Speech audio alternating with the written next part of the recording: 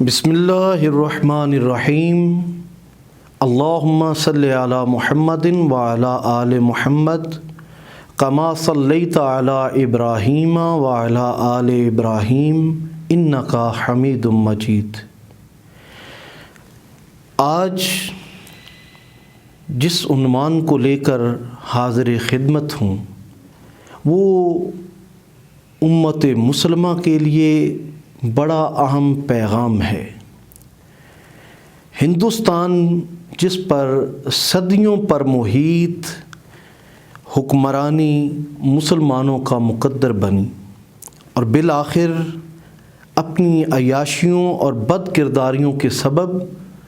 East India company کے ہاتھوں، برطانیہ کے ہاتھوں ذلت و رسوائی نے آ کر امت مسلمہ کو بے پناہ شکار کیا۔ جب انگریز یہاں پر آیا تو اس کے خلاف تحریک آزادی چلتی ہے، ریشمی رومال کی تحریک چلتی ہے، تحریک خلافت چلتی ہے، بالآخر تحریک پاکستان نے آ کر وہ کامیابیاں سمیٹیں کہ جس سے ملک خداداد پاکستان ریاست مدینہ کے طور پر سامنے آتا ہے، یا یوں کہہ لیجئے ریاست مدینہ کے روحانی بیٹے کے طور پر سامنے آتا ہے۔ لا زوال کا قربانیوں کے نتیجے میں پاکستان بنتا ہے۔ انگریز جب یہاں پر آیا تھا تو اس نے سب سے پہلے یہ دیکھا کہ مسلمانوں کو کس طریقے سے زوال پذیر کیا جا سکتا ہے۔ جہاں سر جھکائے اس نے دیکھا کہ مسلمانوں کے اندر جو تعلیمی نظام ہے اس نے بھی مسلمانوں کے اندر بڑے بڑے سائنسدان پیدا کیے، بڑے بڑے دماغ پیدا کیے، بڑے بڑے فلاسفر پیدا کیے، علماء پیدا کیے، جنہوں نے مسلمانوں کو باہم جوڑا بھی اور ان کے اندر ترقی اور ایجادات کو جنم دیا۔ اس نے آ کر ماڈرن ایجوکیشن کے نام پر طب کو اسلامک ایجوکیشن یا قدیم تعلیم سے جدا کر دیا اور ایجوکیشن کو بنیادی طور پہ دو حصوں میں تقسیم کرنے میں وہ کامیاب ہو جاتا ہے۔ مقصد تھا کہ مسلمانوں کو مستقل غلام بنانا۔ اب ماڈرن ایجوکیشن کی سرپرستی تو گورنمنٹ نے اپنے ہاتھ میں لے لی، لیکن قدیم تعلیم کو بالکل لاوارث چھوڑ دیا۔ لیکن میں سلام پیش کروں گا ان متقدمین علماء کو کہ جنہوں نے انگریز کی ان ساری سازشوں اور چالوں کو ناکام بنایا اور مدارس کا ایک ایسا جال بچھایا جو اپنی مدد آپ کے تحت تمام ہمارا جو دینی ورثہ تھا اس کو زندہ بھی رکھا اور قائم و دائم بھی رکھا۔ بالآخر جب پاکستان بن جاتا ہے، چاہیے تو یہ تھا کہ ملک پاکستان کی جو ہی بنیاد رکھی جاتی ہے تو سب سے پہلے یہ قدیم اور جدید علم کی یا سسٹم کی جو تعلیمی ایجوکیشن سسٹم تھا اس کی جدائی کو ختم کر دیا جاتا اور انگریز کی سازش کو ناکام بنایا جاتا، لیکن اس سلسلے کو جاری رکھا گیا جس میں آخری وائسرائے ہند نے کہا تھا کہ ہم ایسا نظام تعلیم دے کر جا رہے ہیں کہ یہ قوم جسمانی طور پر تو آزاد ہوگی، ذہنی طور پر یہ ہماری غلام رہے گی، اور آج بھی 70 سال گزرنے کے بعد بھی ایک بہت بڑا غلام طبقہ ہمارا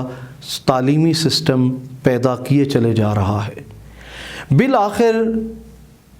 ایک بڑا ہی سرگودا کے اندر دور دراز قصبہ جسے اس وقت بھیرا کے نام سے جانا جاتا تھا، بظاہر اس کی تاریخ شیر شاہ سوری سے جڑی ہوئی اور کئی صدیوں پرانا وہ شہر تھا، لیکن وہاں کسی کی آمد و رفت کے ذرائع بھی نہیں تھے۔ وہاں غازی اسلام حضرت پیر محمد شاہ رحمۃ اللہ علیہ نے اپنے فرزند کو یہ ذمہ داری سونپی، پہلے ان کی تعلیم جو دینی تھی اور دنیاوی اس کی تکمیل کی، پنجاب یونیورسٹی سے BA کروانے کے بعد پھر علوم اسلامیہ کی تکمیل کے لیے حضرت صدر الافاضل مولانا سید نعیم الدین مراد آبادی رحمۃ اللہ علیہ کے پاس مراد آباد شریف میں بھیجا۔ وہاں سے سند فراغت کے بعد آپ کو عالم اسلام کی سب سے قدیم یونیورسٹی جامعہ الازہر میں بھیجا۔ وہاں سے آپ اپنی تحصیل علم کے بعد پاکستان میں تشریف لاتے ہیں۔ آپ ماہر تعلیم کے طور پر محسوس کرتے ہیں کہ جدید اور قدیم کے فرق کو ختم کرنا چاہیے۔ آپ نے ایک ایسا نظام تعلیم متعارف کروایا کہ جس کے اندر جدید و قدیم کی بڑی ہم آہنگ اور بڑا بیلنس نظام تعلیم ہے۔ جہاں پر اسٹوڈنٹ جاتا ہے میٹرک کے بعد تو وہ FA BA MA بھی کرتا ہے اور ساتھ میں درس نظامی کی تکمیل بھی کرتا ہے۔ ایسے رجال کار معاشرے کو دیے جو معاشرے کے ہر طبقے میں اپنا فن دکھا رہے ہیں۔ ایسے میں وقت گزرنے کے ساتھ ساتھ یہ محسوس کیا جانے لگا کہ اس وقت عالمی سطح پر دنیا اسلام کے اوپر مختلف انداز سے اپنے اپنے ہتھیار استعمال کر رہی ہے۔ ایسے میں ضرورت پیش آئی کہ اس تعلیمی نظام کو مزید جدید بنیادوں پر استوار کیا جائے اور اپنی اس منزل کا تعین کیا جائے کہ جس کے لیے حضرت ضیاء الامت جسٹس پیر محمد کرم شاہ الازہری رحمۃ اللہ علیہ نے دارالعلوم محمدیہ غوثیہ کی نشأت ثانیہ فرمائی تھی۔ عظیم تر مقاصد کے حصول کے لیے آج جانشین حضور ضیاء الامت، امین حسن کرم، امین امانات ضیاء الامت حضرت پیر محمد امین الحسنات شاہ صاحب نے پوری جد و جہد کی اور بالآخر تمام سرکاری مراحل سے گزرتے ہوئے اعلان کیا کہ اب دارالعلوم محمدیہ غوثیہ ایک نئی منزل کی طرف بڑھ رہا ہے، ایک نئے سفر کا آغاز کر رہا ہے، اور وہ نیا سفر دارالعلوم محمدیہ غوثیہ کے بعد الکرم انٹرنیشنل یونیورسٹی ہے، جس کی باقاعدہ جو ریکگنائز ہو چکی ہے، جس کو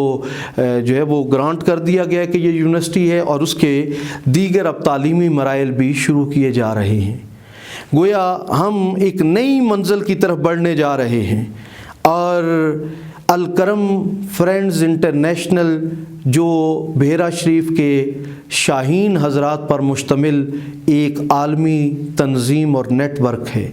جس میں حضرت ضیاء الامت علیہ الرحمہ کے مریدین، محبین، متوسلین اپنی اپنی کوشش کے مطابق جد و جہد کر رہے ہیں۔ ان سب کے زیر اہتمام 26 مارچ 2022 کو نشان منزل کنونشن کا اہتمام کیا جا رہا ہے۔ یہ کنونشن متلاشیان علم و حکمت کی تسکین اور بانیان پاکستان کے مقاصد کی تکمیل کا ذریعہ ہے، اور یقین مانیے منزل اور مقصد کے تعین کے بغیر جد و جہد فضول ہوتی ہے، اور اللہ رب العالمین نے نباز عصر ضیاء الامت جسٹس پیر محمد کرم شاہ الازہری رحمۃ اللہ علیہ کے جانشین اور وارث کو یہ صلاحیت عطا فرمائی ہے کہ وہ وقت کی نبض پہ ہاتھ رکھنا بھی جانتے ہیں، اور پاکستانی قوم اور امت مسلمہ کی ضرورتوں سے بھی آگاہ ہیں۔ وہ یہ جانتے ہیں کہ اگر مثبت تعلیم نہ دی گئی تو یہ قوم اقوام عالم میں پیچھے رہ جائے گی۔ تمام امتوں کو اگر اور تمام انسانیت میں اگر پاکستان کو ایشین ٹائیگر بنانا ہے اور امت مسلمہ کو سپر پاور بنانا ہے تو علمی استعداد جدید اور قدیم کی تفریق کو مٹا کر آگے بڑھنا ہوگا۔ یہ نشان منزل کنونشن اس سلسلہ کی ایک کڑی ہے۔ میں ملک پاکستان اور پاکستان سے باہر جتنے شاہین حضرات موجود ہیں، حضور ضیاء الامت علیہ رحمہ سے محبت کرنے والے مسلمان جہاں کہیں بستے ہیں، میں سب کو یہ دعوت دوں گا کہ نشان منزل کنونشن کے اندر شرکت کر کے جہاں ایک طرف مشن حضور ضیاء الامت سے آپ وفاداری کا اظہار کریں گے، جہاں عالم اسلام کے اوپر آنے والے اس مشکل وقت میں آپ نکالنے کے لیے جو رستے کا تعین کیا جانے لگا ہے، جو منزل کا تعین کیا جانے والا ہے، اس میں اپنا کردار ادا کریں گے، وہیں آپ اللہ اور اس کے رسول کی بارگاہ میں بھی سرخرو ہوں گے کہ محمد سے وفا تو نے تو ہم تیرے ہیں، یہ جہاں چیز ہے کیا لوح و قلم تیرے ہیں، اور اپنی ملت پہ قیاس اقوام مغرب سے نہ کر، خاص ہے ترکیب میں قوم رسول ہاشمی۔ بے حد شکریہ۔